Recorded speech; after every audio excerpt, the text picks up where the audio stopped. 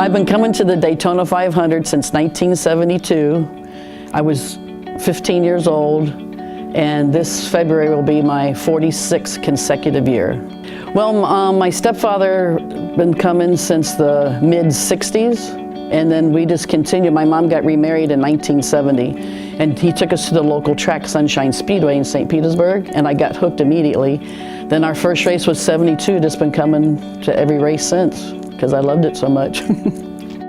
Oh yeah, this new venue is just beautiful.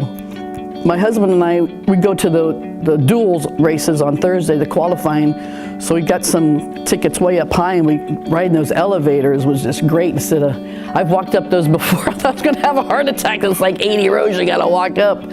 But it's just beautiful with all the way you can walk around, the TVs everywhere, and it's just a great place now. Well, it always was, but I mean, it's really nice now.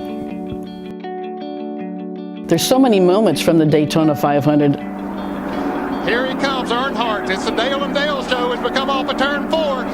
You know who I'm pulling for. It's Dale Jarrett. Bring her to the inside, Dale. Don't let him get down there. He's going to make it. Dale Jarrett's going to win the Daytona 500. All right. Oh, that was crazy, because my husband always has the headphones on. And he's like, Ned Jarrett's up there in the stand. He's like emotional. Come on, Dale, you got to beat Earnhardt. Come on, Dale. And they said later on that Ned apologized because he's on national TV rooting for his son. He goes, I guess I shouldn't have picked a driver, but I had to. It was my son. It was so funny. But yeah, that was crazy, because Earnhardt had never won, and he was just trying to. But that was a really crazy race too. Well, in 1998, when he won, it's just like he finally won, and it was so emotional. How it was really unbelievable how every pit crew came out and lined up and shook his hand. I mean, that was just something.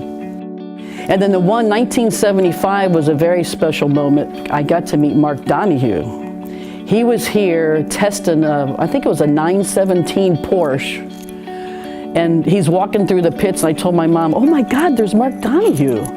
So I got my picture with him, and George Fulmer, who was a previous winner, and David Pearson.